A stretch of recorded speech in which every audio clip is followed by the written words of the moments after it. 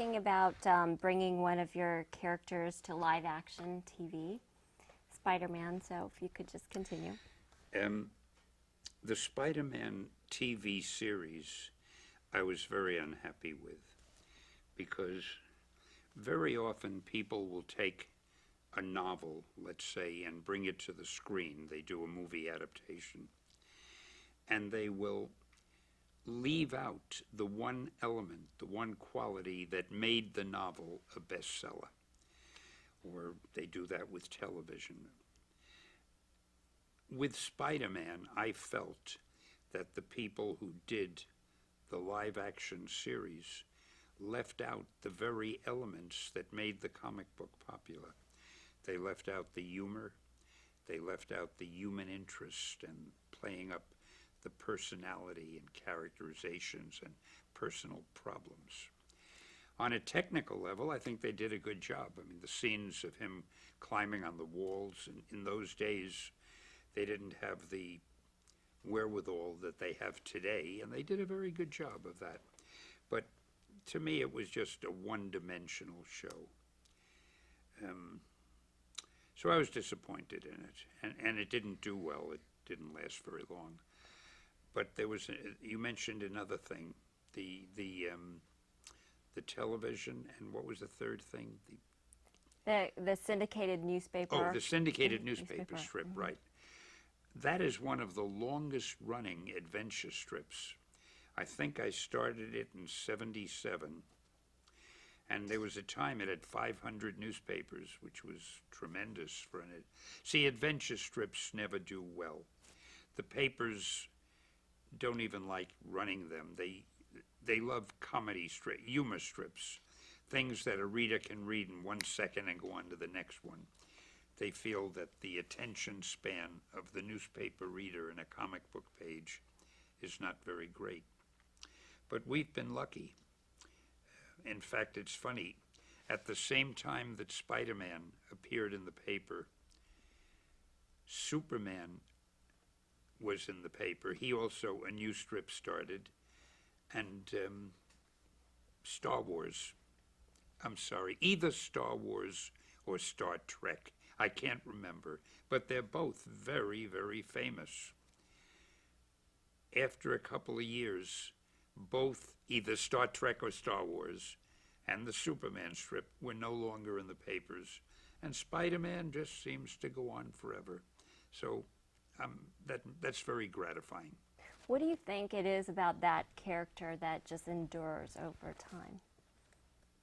Well, I think Spider-Man may be perhaps one of the most realistic of all the heroes, because when I originally planned him, I wanted him to have problems. The one thing that my publisher felt no hero should have. But I think the average reader can empathize with him and could say, gee, yeah, that happened to me. Sure, I know how he feels. You know, he never had enough money, had trouble with girls. The way I would write the stories, he'd be as apt to have an ingrown toenail or dandruff as anything else. And I tried to make him as human as possible, not just a guy who says, you won't get away with that, you rat, and just, give him a life. I spent as much time on his personal life as I did on the adventure. And there's one other thing I just thought of. I think the stories I did, starting with the Fantastic Four, Hulk, and especially Spider-Man, have more thought balloons than any other strip. And I just realized most writers don't use thought balloons. And a thought balloon, is a little bubble over the head showing what they're thinking.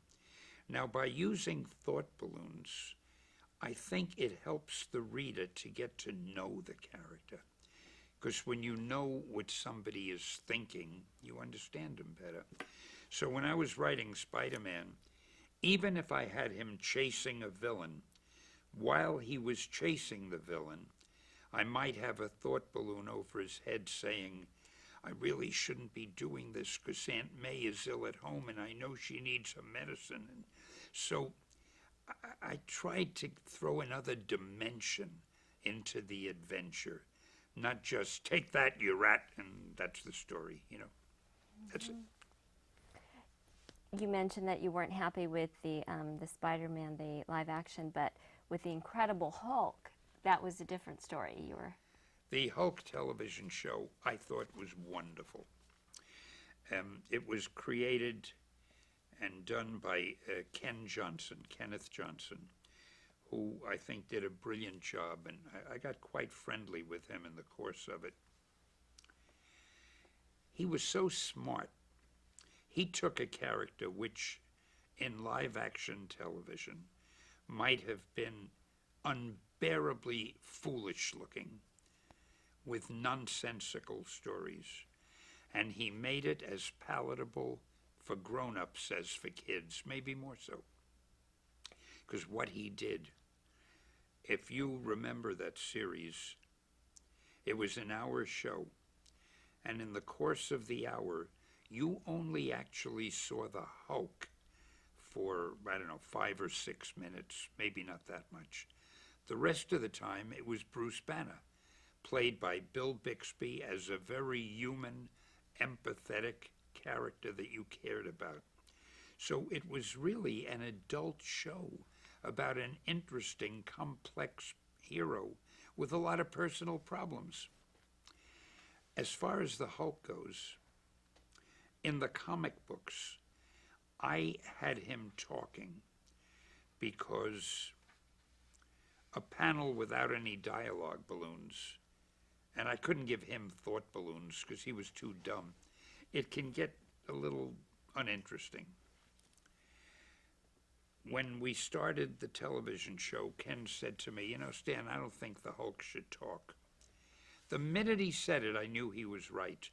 Because I had, in the beginning, I had the Hulk talking like this. Hulk crush. Hulk get him, you know. Oh, I could get away with it in a comic, but that would have sounded so silly if he spoke that way in a television show.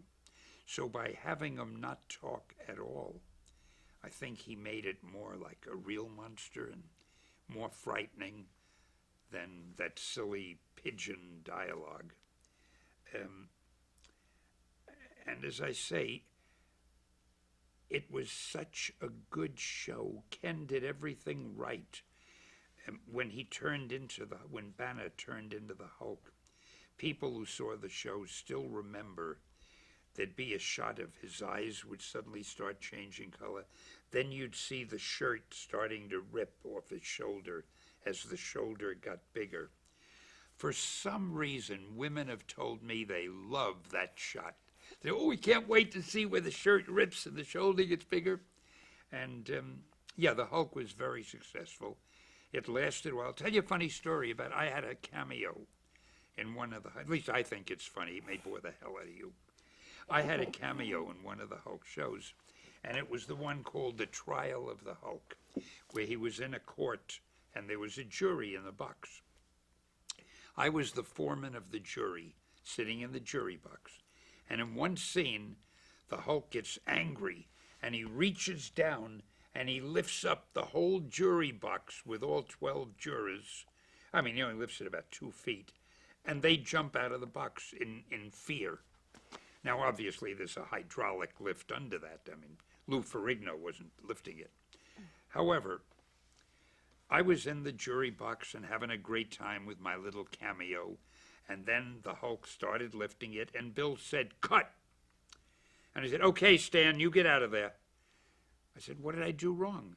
He said, "Nothing. We have to put a stuntman in there now because you got to jump out of the jury box." I said, "It's 2 feet. I could step out." He said, "No, that's considered a stunt. You've got to get out. A stuntman's got to do it." I was so angry, my big chance, and I couldn't even jump 2 feet. But it was great. And I might add, Bill Bixby, who played Bruce Banner, who turned into the Hulk, one of the nicest guys I have ever known. So was Lou Ferrigno, who played the Hulk. He's this big, muscular guy, is one of the sweetest, gentlest men you could ever meet. Everything about that show was good. So I want to understand what exactly was your role for What these. was what? What was your role in?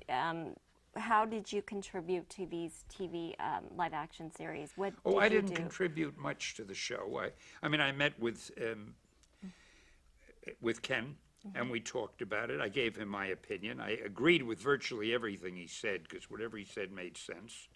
And I'd go to the set once in a while and watch them shoot, but I'm not a guy who butts in. I respect people who are good at what they do. And when somebody knows what he or she is doing, I don't presume to go in there, hey, do it this way, do it that way. I'm more than happy to let them do it. And I can't take any credit for that TV show at all.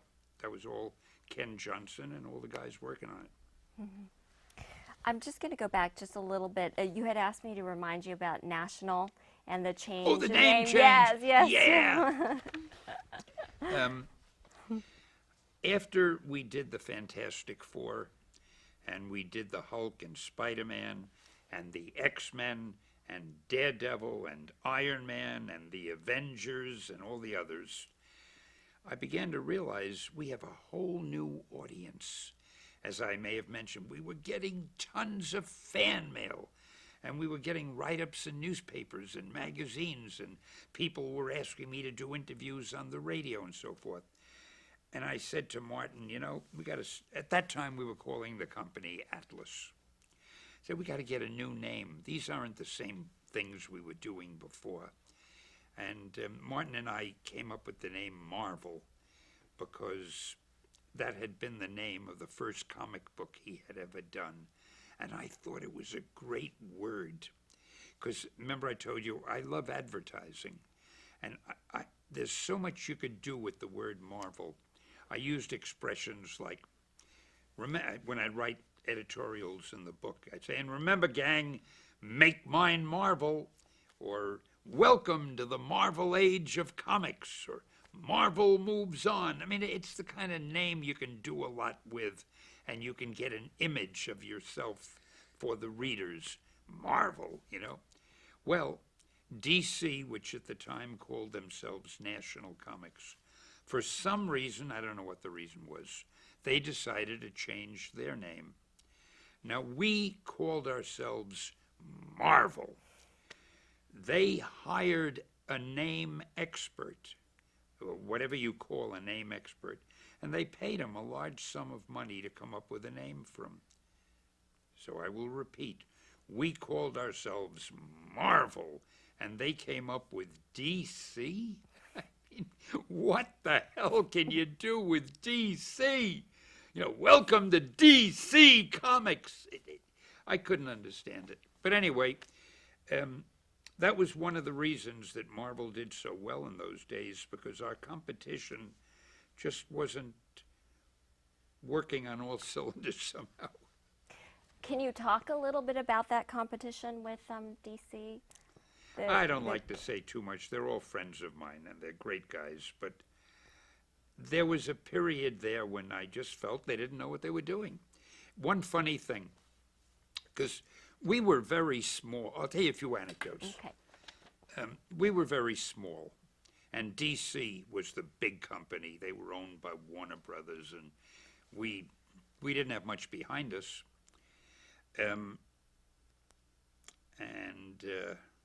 Now, I had a great thing I was going to tell you. Now, of course, I forgot all about it. Let me just think for a second. There were so many things going on in my head. Now I've lost them. Oh, I remember one thing.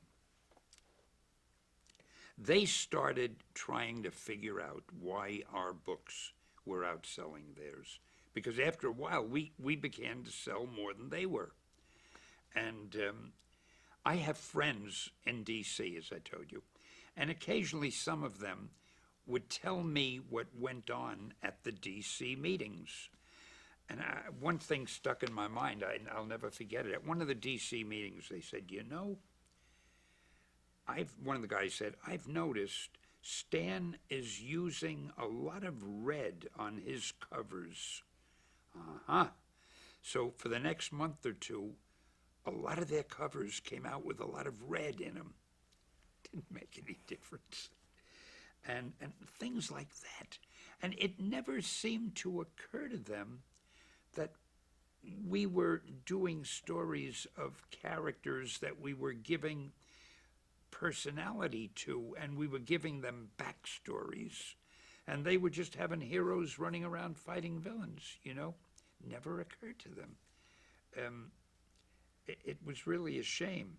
Oh, one funny thing happened in our place, because the guys were really very good, and they tried to do whatever I would say. One day, they showed me one of our covers for approval before it went out, and there was a lot of green on the cover, and the green I felt for that particular cover didn't look good. I said, no, I don't like that green. You know, let's make it, I don't know, blue, whatever I said. Later on, I noticed we weren't getting much green in our covers. So I said to one of the guys, hey, what happened? And he said, oh, well, Joe told us that you didn't want green in any covers. So I realized you got to be very careful what you tell people. And there was something else I wanted to say, but I'll interrupt you with it later. Okay. Now, you were named publisher of Marvel Comics. Can you talk about that?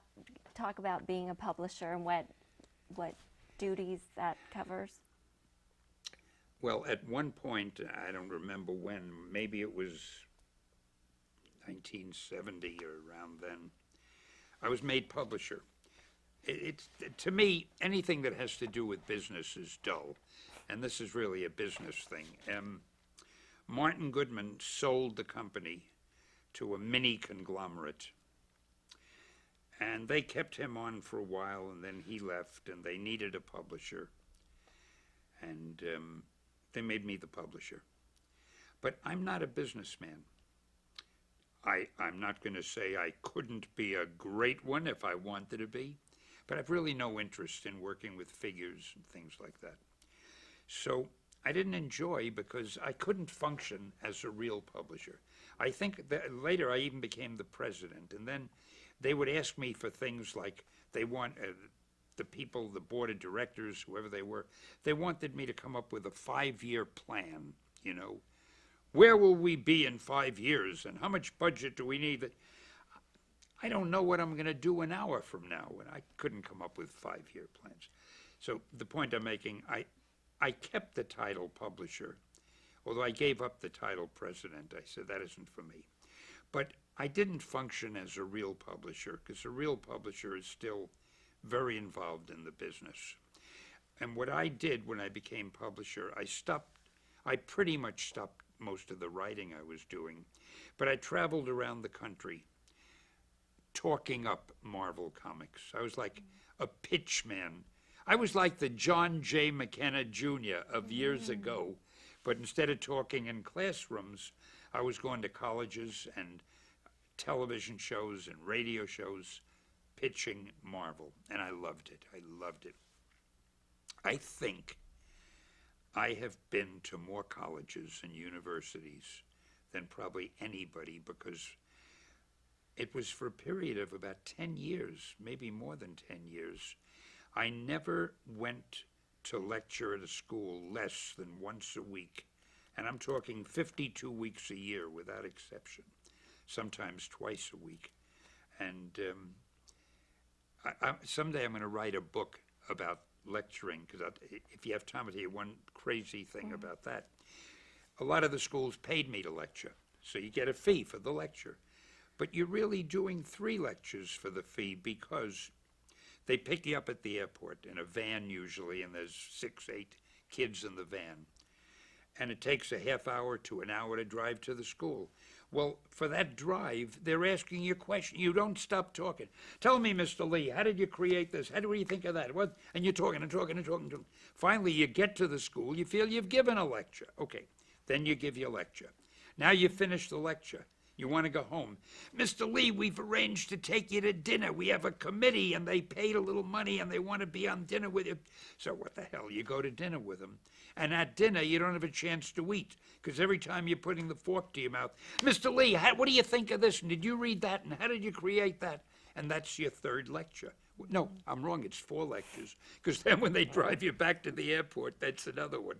So they got a big bargain with me. They got 4 lectures for the price of 1. In fact, here I'm not even getting paid, but we won't go into that. So after you were done lecturing and going to all these colleges and universities, you decided in 1980 to make a big move. What was that? In 1980, I made a, oh yes, yes, of course. Told you I'm bad at dates. I had, in the course of my lecturing, I had come out and spoken at UCLA and USC and some other schools here.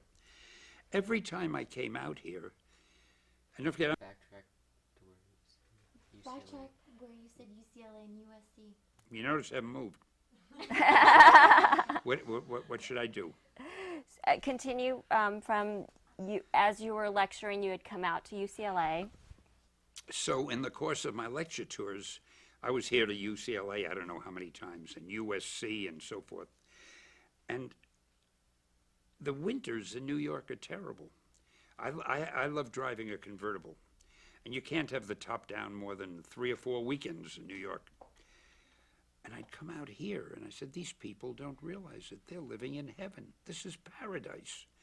So being a conniving type, I said, I have to figure out how I could move out here. But our business was in New York. However, they were doing animated cartoons of our characters, and they were being produced out here. So one day, I had a meeting with the powers that be at Marvel, and I said, you know, guys, we shouldn't let other people animate our characters. We should be doing those cartoons ourselves. We should be in control of that. And you know what?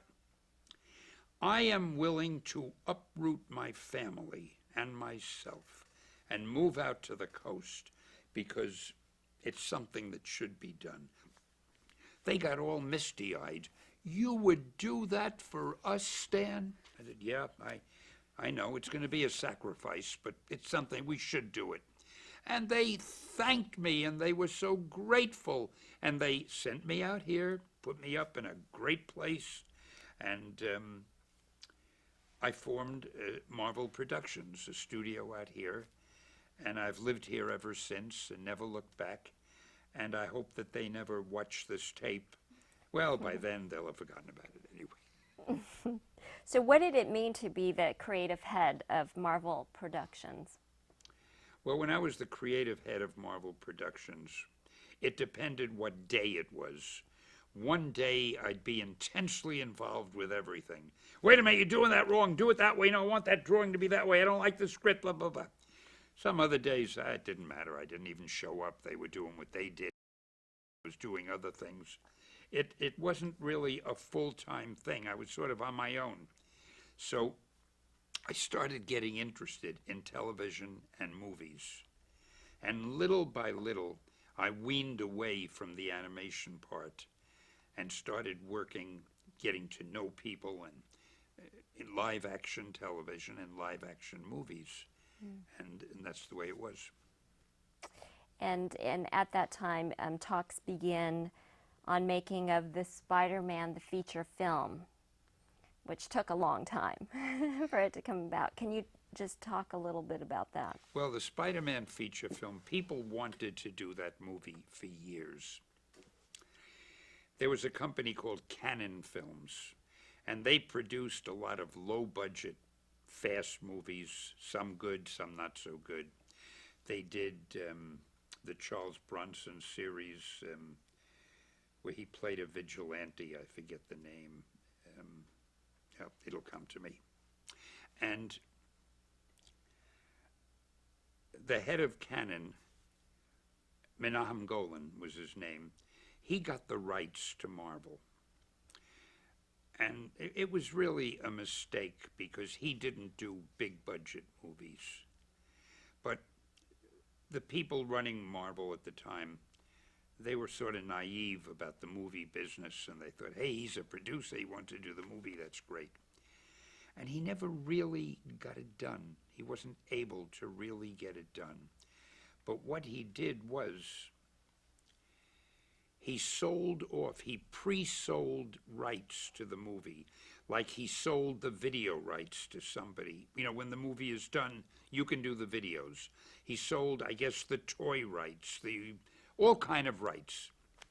Later on, when he wasn't able to do the movie and we got the rights back, we weren't, by then we knew a lot more. We knew to go with a big company like Sony or someone, but we couldn't do it because no big company would do the movie because all of the rights had been contractually given to other people. And it took years. Death Wish, that was the Charles Bronson movie. It took years for,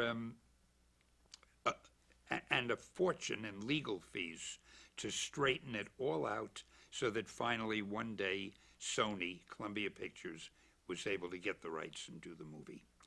And I'm sure glad they waited. The Fantastic Four movie has been even longer. I don't remember the year, but it had to be 17 years, 18, 19 years ago. A fellow named oh, darn it, I forgot his name. It's a new Constantine film, Bernd Eichinger. He bought the rights to the Fantastic Four. He's been trying to get a good script ever since. And he's a very wealthy man. He's a big distributor in Germany, and he's done a lot of prestigious movies. But he hadn't been able to come up with a story that he really felt was good enough.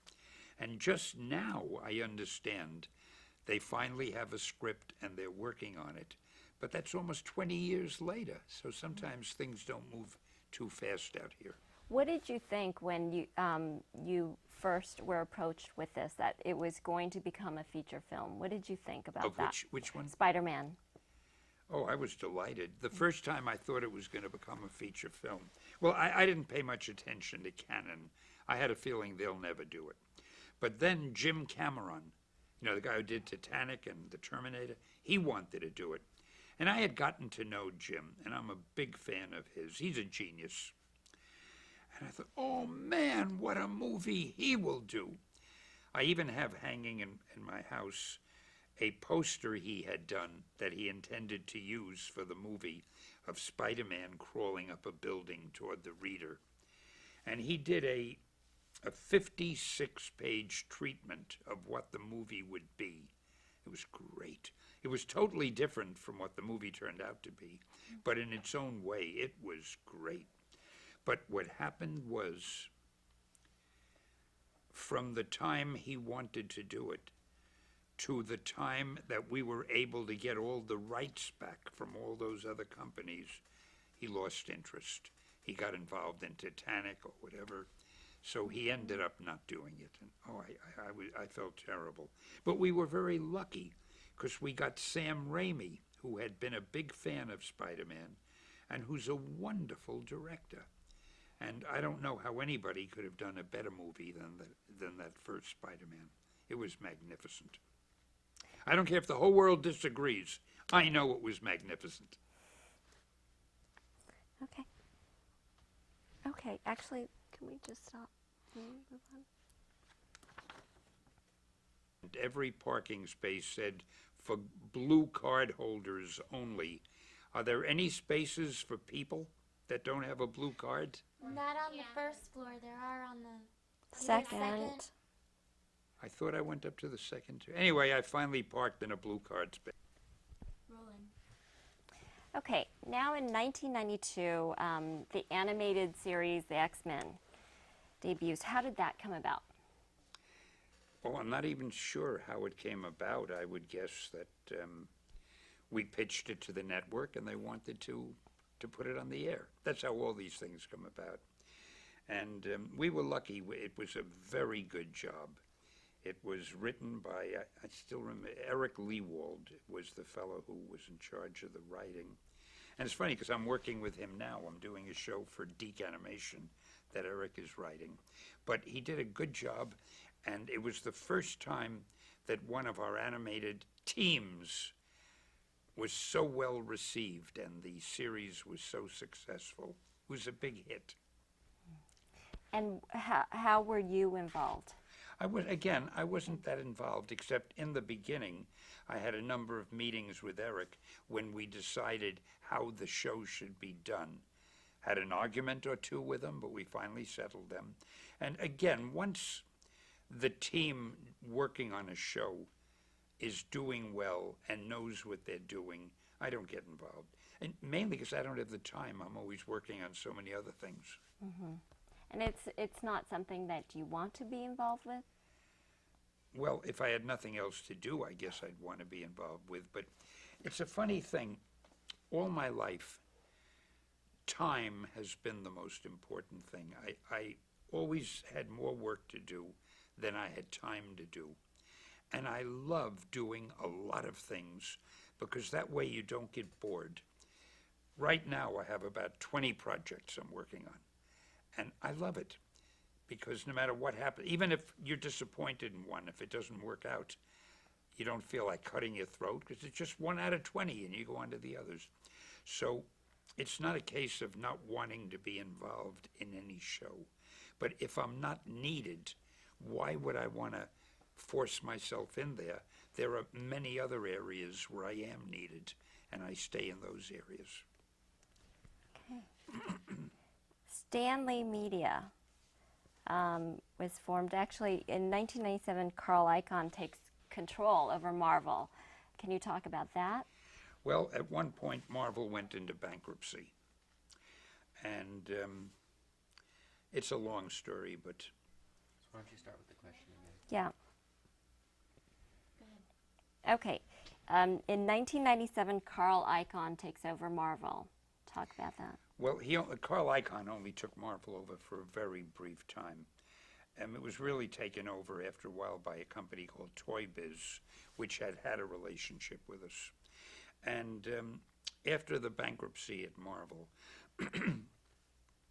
I was given a new contract. And for reasons that are too convoluted to go into, it was a great contract because it's a lifetime contract at a good sum of money. And it allows me to do anything else that I want to do, even to compete with Marvel, as long as I devote 10 or 15% of my time to working for Marvel. So that 10 or 15% of my time I spend doing the newspaper strip and doing interviews and publicity and so forth for Marvel. And the rest of the time I do my own thing. Which at that time was Stanley Media. You formed... At that time I formed a company called Stanley Media, and we went public. And we concentrated mainly on doing things in the intercom, for the intercom, not the intercom, the internet. And we were producing little animated features, new original things that I dreamed of for the internet. Within a year, we were listed as one of the 10 most successful internet companies. Again, I went all around the country making speeches, but this time speeches for the internet meetings and so forth. And there was a time when our stock was worth a fortune. I mean, I thought I'm going to be on the Fortune 500. But unfortunately, one of the executives at our place was less than scrupulously honest. And without going into all the sordid details, we ran afoul of a million things. He's now in jail, and the company went into bankruptcy. So there I was without a company, only 15% of my time for Marvel, and I just didn't want to do nothing. So I formed a new company called POW Entertainment. I'm sure you've already figured out that POW stands for Purveyors of Wonder. And it's great. We're about to go public again, and I'm working on television shows, and I'm working on movies and animation. We have one show now that's on the Spike Net cable network called Stripperella. It's about an exotic dancer by night and a superheroine later on at night. We have another one that we're working on with Hugh Hefner that'll be out shortly, another animated cartoon that it's called Hef Super Bunnies. And we also have some serious things we're working on, and we have a number of movies that are in development. And what I'm doing now, and I really love this, I come up with an idea for a movie, and I write a 3, 4, or 5-page outline describing in detail what it is, what it would be, without scene by scene or anything like that, just an overview. I then show it to either an A-list director or an A-list screenwriter. Really? Okay, so you were talking about POW Entertainment and the current things you're working on. And at POW, it's tremendously exciting for me because I'm doing what I love to do. I can do a lot of things at once because I write a 3, 4, or 5-page outline for a movie or for a new television series or an animated show. And I will submit it to an A-list screenwriter or director or actor or a combination of them. And if I get any interest, we form a partnership. And then we get the money and we produce it. And I've got a number of such things in the works now. Now this is for your archive. People will be seeing this, assuming anyone is injudicious enough to look at it. They will be seeing it in the future. And by then, there will be so many more things I've done, and I'm so frustrated I can't tell. You'll have to call me back later to do a sequel to this thing. But because we do have a lot of projects in the works now that I'm not supposed to talk about because, as you know, with any big project, the network wants to make the first announcement or the movie company wants to make the announcement. So it'll be a few months before these things bear fruit, but it's really been great. We have a small company. I work with one other guy who handles, he's like the chief operating officer. He does the business and everything, and we have a girl who does the finance. I have an assistant, Mike, and that's the company. And we're producing more than I've ever produced in my life. I know that I passed over a lot of your work. Is there anything that you want to talk about? Any characters that are important to you? I'm sure that on the drive home I'll remember a million things. Is there? Let's see. We were talking about.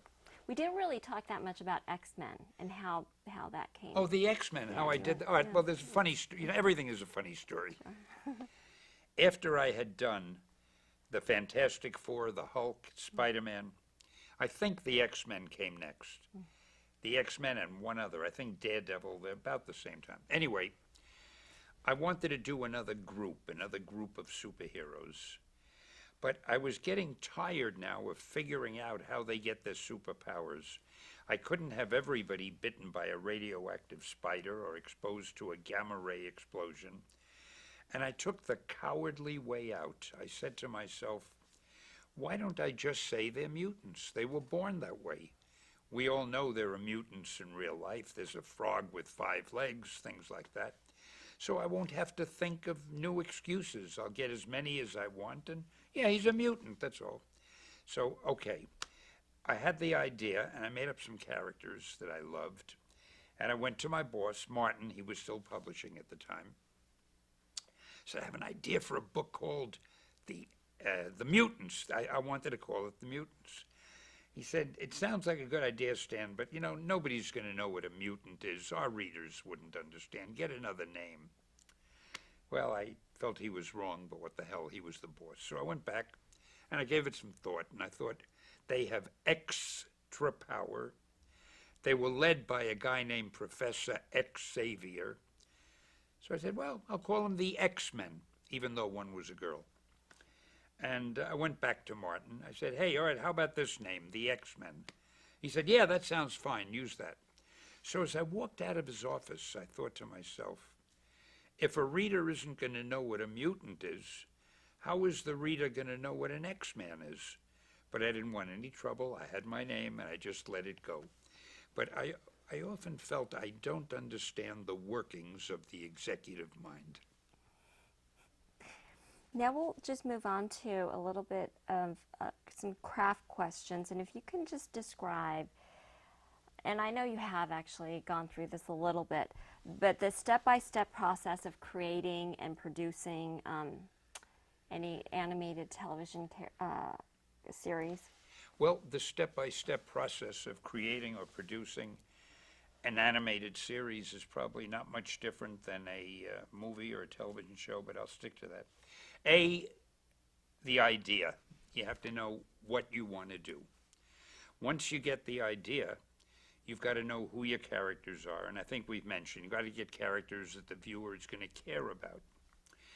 In an animated series, in live action, you then go and do the casting. In an animated series, you then get a model designer, a figure drawer, person, and you have him draw the characters the way you describe them.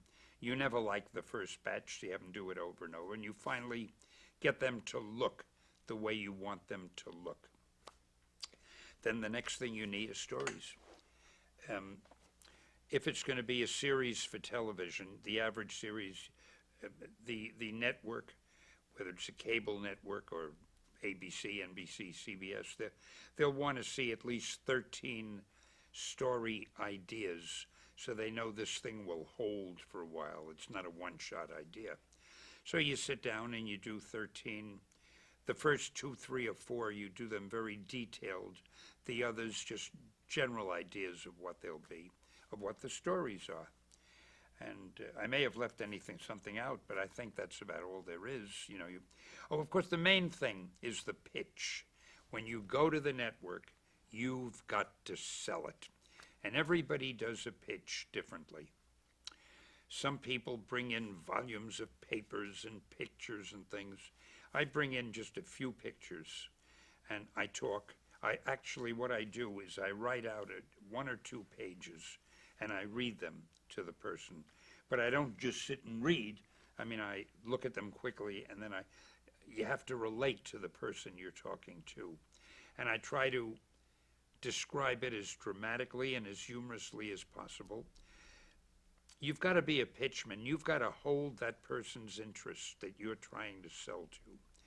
And you've got to make that person feel you know what the hell you're talking about.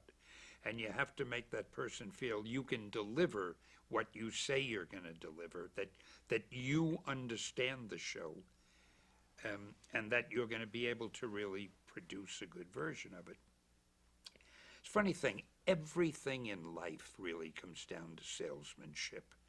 It almost doesn't matter what you do. Well, maybe if you're a shoemaker, it doesn't matter. But anything that's the least bit creative, you've got to sell it, And the pitch, in fact, there are people who've written books just on the art of the pitch.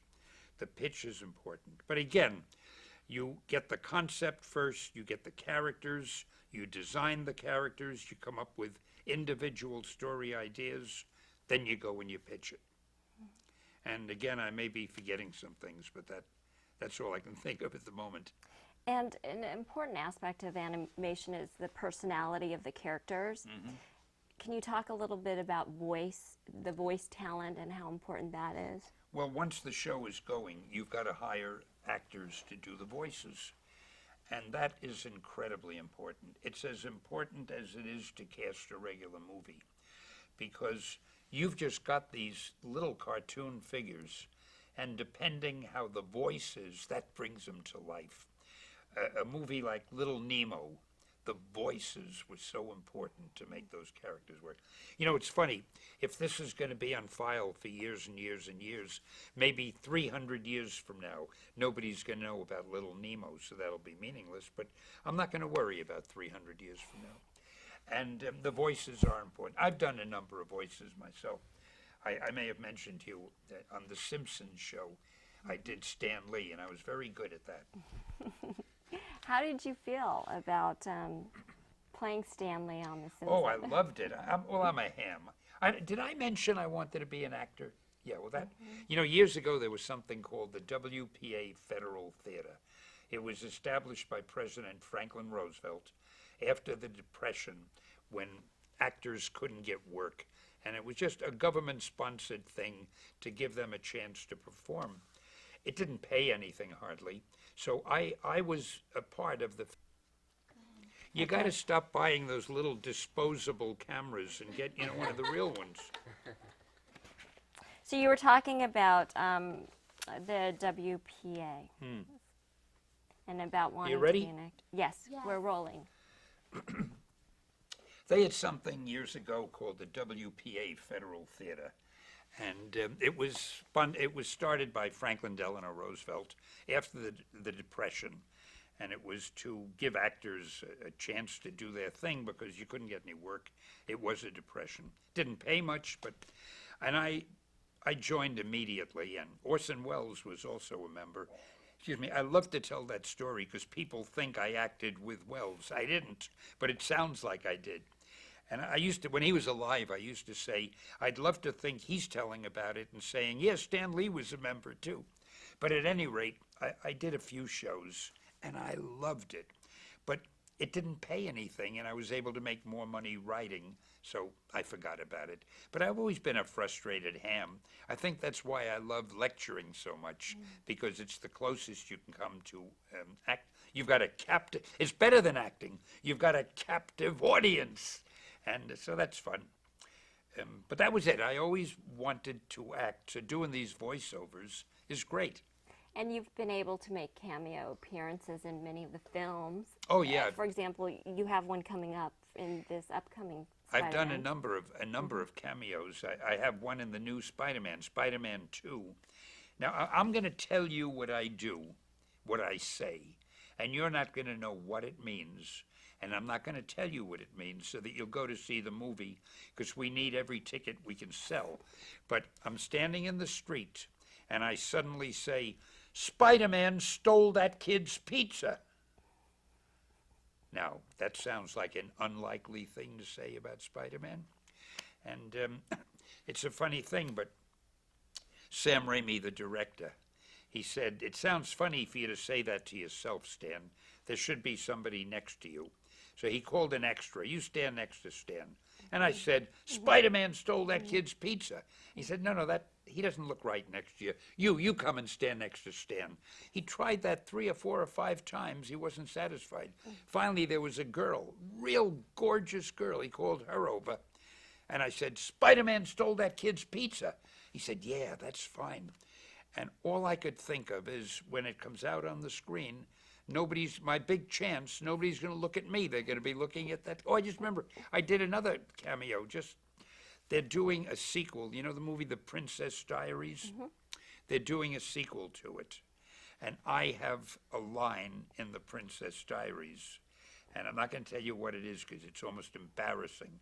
I have to do it in dialect, and I'm lousy at dialect.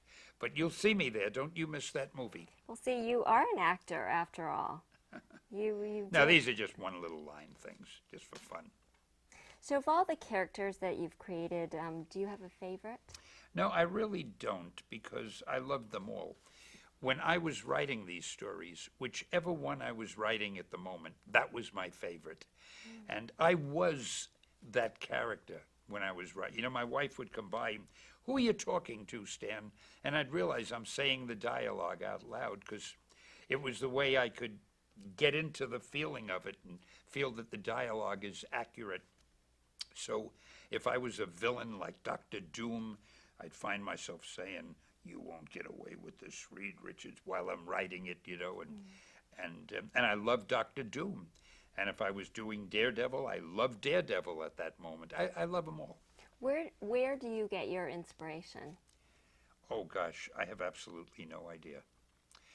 I've been very lucky. Ideas come to me very, very easily. And I'm not the kind of guy who's walking down the street and suddenly I get an inspiration, because I'm never thinking of stories unless I'm sitting at the computer and I have to write. If I'm not actually writing, I'm thinking of movies I want to see. I'm thinking of where will my wife and I have dinner, or what'll I wear to a party tonight, or my mind is on a million other things. And I only start thinking of writing when I start writing. And as I say, I've been very lucky. I never sit down to write something where I can't think of something to write. You know, I've heard other writers say they've had writer's block. I've never had that. Now, they may be much better writers than I am, but I don't have a problem, coming up with ideas. What is a superhero to you? Well, a superhero to me is just any hero who is bigger than life, who has an ability that is more than a normal person can do, can do something other people can't do. As differentiated from a hero who could be anybody who's just doing good things. But a superhero has to be one step above. A man who can fly, who can walk through walls, who has X-ray vision, whatever it is.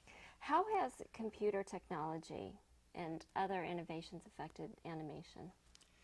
Oh, computer technology and in all technology has affected animation tremendously, and live action too. The Spider-Man movie could not have been made 10 years ago, or even 5 years ago. They couldn't have had those scenes of him swinging through the city. The Spider-Man cartoons, the new ones that are out now, and this is the year 2004 for future viewers, that particular cartoon has all sorts of computer-generated images that couldn't have been done years ago. With computers, you can make cartooning and animation so much more lifelike, and you can put in so many special effects. You can almost feel you're watching a live-action movie. Do you have any advice for young animation writers or comic book writers? I'm not very good at giving advice. I'll separate it from comic book writers or animation writers. I would say writers. I think if you want to be a writer, the best thing you can do is read a lot and read everything. If you want to be a comic book writer, don't just read comics. If you want to write animation, don't just watch animated shows. Read everything. Get to understand writing. What makes this good and this not good? Why is this type of story better than that? Why does something hold your interest more than others? Because then when you write, all that stuff that you've absorbed subconsciously will help you. It's the same with artwork, as so many people want to draw for comics, and they ask me, and I tell them, draw everything. Carry a sketch pad with you wherever you go. Draw a car parked in the street. Draw a girl walking by, a lamppost, a table. Get so that you have a facility at drawing, so that no matter what you have to draw, it's easy. You've done it. You know how it's done. Same with writing. You should be I remember when I was an editor years ago, a freelance writer came up to see me. He wanted to do could he do a script for us? And I said, gee, I need a guy to do a Western story. I'll give you that. He said, oh, I don't do Westerns. I said, what do you mean? What do you do? He said, I do crime stories. I said, well, they're the same thing. In a Western, you say, in a crime story, you say, follow that car. In a Western, you say, follow that stagecoach. But it's the same thing. You have people. They have problems. And I could never understand a person who says, I write this type of thing, I don't write that type of thing. Because I think a person who's really a writer should be able to write anything. And whatever you don't know, you look it up, if there are any details you don't know. But hey, that's me. What is the highlight of your career? I guess the highlight of my career might be having this interview right now. Oh, if it's going to come be on. for posterity. Oh, I don't know. I don't think in terms of that. I've been very lucky. I've enjoyed everything I've done. And almost everything I do is the highlight at that moment, I think maybe POW Entertainment is the highlight for me now, because there are so many possibilities. I mean, I've never before worked in animation, movies, and television at the same time where I'm in control. So I guess the days I'm living through right now are the highlight of my career, if I have to pick a highlight. What is Excelsior and what does it mean? Oh, Excelsior. Well, that's a funny story, too. The one thing I didn't mention, another thing that DC Comics never realized when they wondered why we're out selling them. They were very stiff and cut and dried in their editorial pages. For instance, they'd have a letters page, and they'd get a letter, "Dear Editor," it would say, "I liked your last issue, signed Charles Brown." And the answer would be, "Dear Charles, thank you for your letter, signed the editor." And I thought, oh, hell, that doesn't do anything. So if I would get a letter that said, "Dear Editor, I liked your story, signed Charles Brown," I would answer it, "Hi, Charlie. Hey, thanks for your letter. It's nice to know you're out there." And I'd sign it, "Excelsior Stan." So I tried to make it personal, informal, as though we know each other. You know, not stiff and everything. Excelsior. In the beginning, I didn't use the word Excelsior. I like little catchphrases and words, so I would end most everything I said with "Nuff said." And I noticed after a while DC Comics was saying "Nuff said." I figured, oh, hell, I'm going to change that. So I'd end with "Hang loose." You know, whatever you do, wherever you go, hang loose. Sure enough, some of the competitive mags started using "hang loose." And this went on and on, whatever I came up with. So finally I said, I'm going to come up with something that they won't know what the hell it means. They won't even know how to spell it. And I always liked the word Excelsior, which is an old English word that means upward and onward to greater glory. And it's also, it's a funny thing, but I'll get to that in a minute. So I started signing things called Excelsior. You know, instead of yours truly, "Excelsior, Stanley." They never copied that because I think they just can't handle it. The thing I was going to say about it, I started getting letters from a few kids who said, "How come you sign off your letter with sawdust?" And I didn't know what they meant, but I looked up the word Excelsior in the dictionary. There are two meanings. The first meaning is it's that stuff they pack in packages to keep an item from rattling around when you mail it. It's like a sawdust kind of thing.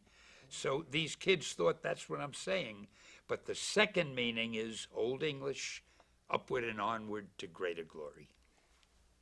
And little time we have, I know that you had a complicated relationship with Martin Goodman. If you can just finish up by talking about that. Well, Martin Goodman was so important in my life. We disagreed on a lot of things, but we also agreed on a lot of things. He was a very bright man, and I learned a lot from him. He had a feeling instinctively for what the general public would like. He didn't have sophisticated tastes, but he was good with the common man, and he was great at covers. In the olden days, covers were very important on a comic because they don't have them today, but years ago when comics started, they were all over, and every street corner there were newsstands, and there were comic books on the newsstand. And comic books were, in those days, were pretty much an impulse buy. Excuse me, it was before the Fantastic Four and all of that, and people didn't go running out and say, "I've got to buy Spider-Man." They would just say, "I think I'll buy a comic book." And they would look at the rack, and they would pick up whatever looked most appealing to them. Martin had a sense of what cover would be most appealing. He taught me a lot about how to design covers. He was good at that. And he was a good guy. We just disagreed about a lot of things, and it was almost a love-hate relationship. We were very good friends. He lived near me. We had a carpool. We'd go in and out together very often. We went out to dinner together. But strange as it seems, I sometimes think he was a little jealous of me because he owned the company and I was getting all the publicity. Nobody sort of knew him, and I was all over lecturing and doing this and that. So it was a shame, but I think I'm right about that. He may not have realized it himself, but I think there was a little bit of undercover hostility or resentment. But I admired him in a lot of ways. He was young. He had been a millionaire. I'll tell you one funny story about him. He had a new Lincoln, and he was driving me to work. Are we finished? Yeah. All right, that's the